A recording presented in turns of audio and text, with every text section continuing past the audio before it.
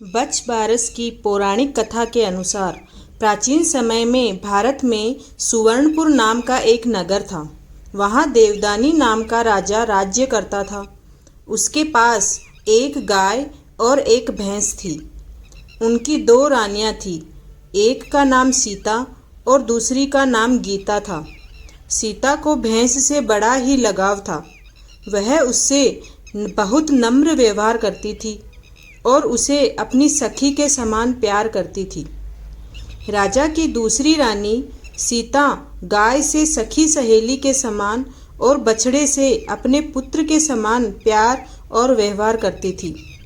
यह देखकर भैंस ने एक दिन रानी सीता से कहा, गाय के बछड़ा होने पर गीता रानी मुझसे ईर्ष्या करती है। इस पर सीता ने कहा, यदि ऐसी ही बात है तो मैं सब ठीक कर दूंगी। सीता ने उसी दिन गाय के बछड़े को काट कर गेहूं की राशि में दबा दिया।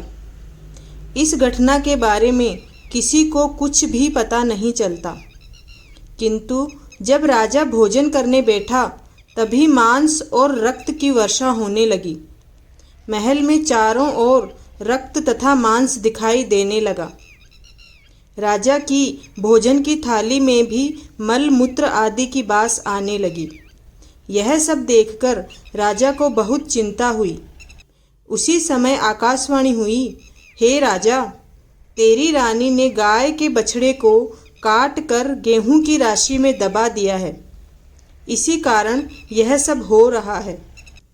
कल गोवत्स द्वादशी है, इसलिए कल अपनी भैंस को नगर से बाहर निकाल दीजिए और गाय तथा बछड़े की पूजा करें। इस दिन आप गाय का दूध तथा कटे फलों का भोजन में से त्याग करें।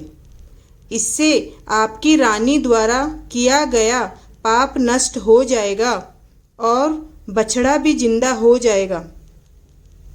राजा ने वैसा ही किया जैसा कि आकाशवाणी हुई थी।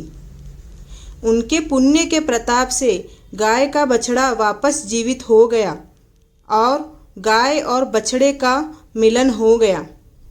उसी दिन से सभी औरतें अपने बच्चों की लंबी उम्र के लिए बच बारस का व्रत करती है।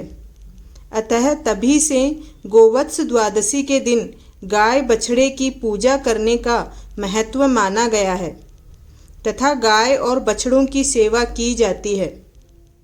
अगर आपको यह कहानी पसंद आती है तो एक लाइक ज़रूर करें और मेरे चैनल को सब्सक्राइब ज़रूर करें और मुझे सपोर्ट करें। धन्यवाद।